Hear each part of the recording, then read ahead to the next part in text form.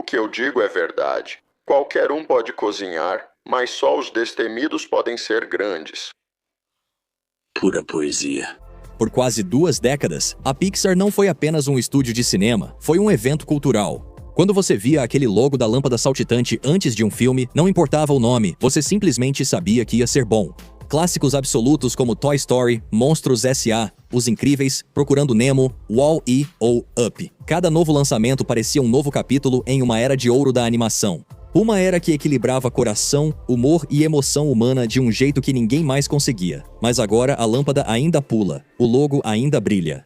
Quando um novo filme da Pixar estreia, o público se pergunta: onde está a magia? Como você está fazendo isso? Eu não sei. Por que você está fazendo coisas bobas? O primeiro sucesso da Pixar foi em 1966 com Luxo Jr., curta que mostrava 2 luminárias animadas e foi pioneiro em animação CGI. Ele mostrou a profundidade emocional e expressividade possíveis com gráficos de computador. Após esse sucesso, a Pixar seguiu produzindo curtas-metragens. O Sonho de Red e Brinquedo de Lata mostraram a habilidade deles de atribuir impacto emocional e empatia a objetos do cotidiano. A Pixar firmou parceria com a Walt Disney Pictures, resultando no desenvolvimento de Toy Story, seu primeiro longa-metragem. Você é um brinquedo! Você é um objeto de brincadeira de uma criança. Você é um homenzinho triste e estranho.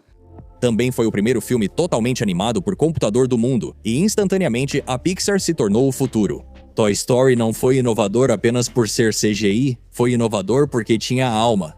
Brinquedos que questionavam propósito, identidade e mortalidade em uma comédia infantil. O filme arrecadou 400 milhões de dólares mundialmente. Mais importante, mostrou que a Pixar conseguia o que nenhum estúdio fazia: criar filmes que atingiam adultos e crianças simultaneamente. Eu sou o Potasso. Eu não entendi. Seu porco inculto. Nos 15 anos seguintes, eles não só repetiram o sucesso, como construíram um império e se tornaram um gênero próprio. De 1995 até 2010, a Pixar era intocável. Cada filme era um evento, uma promessa de que você iria chorar, rir e depois chorar de novo. Esses não eram só bons filmes de animação, mas clássicos modernos. Momentos decisivos para milhões de crianças que moldariam suas vidas pelas lições sobre moralidade e amor. Você foi além do dever, então gostaria de lhe conceder a maior honra que posso oferecer: o distintivo L. E o estúdio não tinha medo de correr riscos. Eles fizeram um filme sobre um rato francês que quer ser chefe, uma história de amor de ficção científica silenciosa entre robôs, uma montagem de abertura sobre a morte de um cônjuge que se desenrola como um curta-metragem.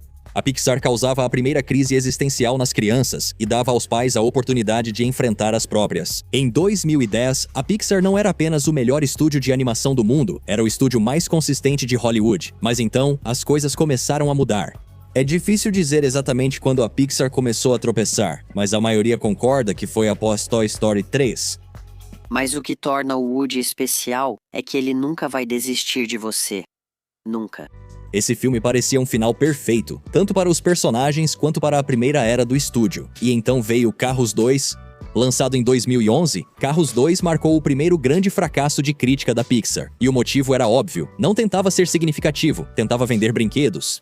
As jornadas emocionais e a narrativa atemporal desapareceram, substituídas por uma paródia de espionagem focada no mate. O filme teve lucro, mas marcou um ponto de virada, como se a Pixar tivesse aprendido a lição errada com seu próprio sucesso. Aliás, não quero ouvir esse negócio de senhor, não. Vocês já se conhecem? Rainha McQueen. McQueen? Rainha McQueen? McMassel, McQueen? Queen. McMassel. Entre 2011 e 2019, a Pixar lançou 6 continuações: Carros 2, Universidade Monstros, Procurando Dory, Os Incríveis, 2 Toy Story 4 e Carros 3. O gênero Pixar, que antes era sinônimo de originalidade, passou a estar ligado à sua própria nostalgia, e o público sentiu isso.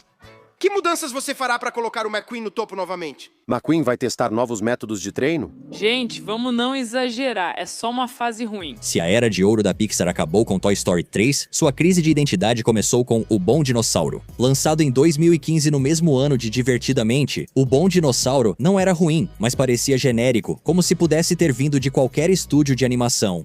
Isso era um problema, principalmente porque a Pixar construiu seu império por se destacar da indústria. Enquanto Divertidamente naquele ano mostrava o potencial da Pixar, também evidenciava como o estúdio se tornara inconsistente.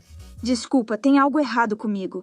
É como se eu estivesse tendo um colapso. Você não está em colapso, é só estresse. A partir de 2016, a Pixar se tornou apenas mais um estúdio fazendo filmes. Só em 2017, com Viva, A Vida é uma Festa, voltou aquela sensação de ser um momento marcante para o público. Filmes como Luca, Soul e Red. Crescer é uma Fera nem chegaram aos cinemas, estreando diretamente no Disney Plus, e o público começou a ver os filmes da Pixar não mais como eventos, mas como conteúdo. Qual o seu problema, idiota?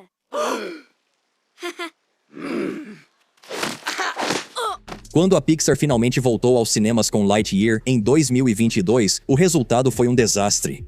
Divulgado como um retorno às origens, Lightyear deveria reacender o interesse em uma das franquias mais amadas da Pixar. Em vez disso, confundiu o público, que não conseguia entender o que era aquilo. Um reboot? Um spin-off? Um meta-prequel? Seja lá o que fosse, não funcionou. O filme custou 200 milhões de dólares e fracassou, quase não recuperando o orçamento, enquanto Toy Story 4 arrecadou mais de 1 bilhão apenas 3 anos antes. Não saiu como planejado. A missão foi mal sucedida? Afirmativo. Ah, não. Há algo mais profundo aqui. Por anos, a força da Pixar foi falar com adultos por meio de histórias infantis. O P não tratava de aventura, mas de luto. Os Incríveis não era só uma aventura de super-heróis, mas também uma declaração sobre a importância da família e do apoio. Toy Story, ao menos os 3 primeiros, nunca trataram de brinquedos, mas de crescer e aprender a desapegar. A Pixar domina ao ocultar temas existenciais profundos em histórias coloridas e familiares. Nos últimos anos, esse equilíbrio parece ter pendido para o lado infantil. 2 Irmãos e Elementos têm seus momentos, mas os temas parecem simplificados. Não são filmes ruins, apenas ok. E ok não foi o que construiu a reputação da Pixar. O estúdio que antes foi pioneiro no visual da animação moderna, agora parece estar correndo atrás da própria fórmula. Essa fórmula simplesmente não está conectando como antes. O mundo muitas vezes não é gentil com novos talentos, novas criações. O novo precisa de amigos. O processo criativo da Pixar chegou a ser quase mítico. Eles tinham o Conselho Criativo, um grupo de diretores e contadores de histórias veteranos que dava feedback sem filtro em todos os projetos. Esse era o segredo do sucesso.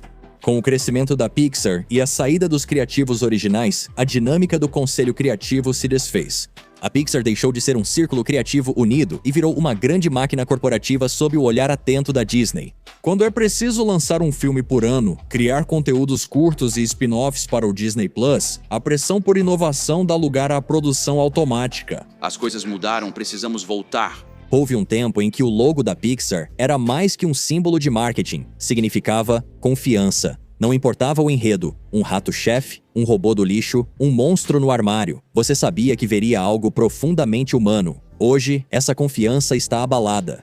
A Pixar se tornou o estúdio que pode lançar algo incrível, mas também pode lançar algo que você vai esquecer em uma semana. A consistência simplesmente não existe mais. Na Era de Ouro, a Pixar transformou nossa visão sobre filmes de animação e até sobre cinema em geral.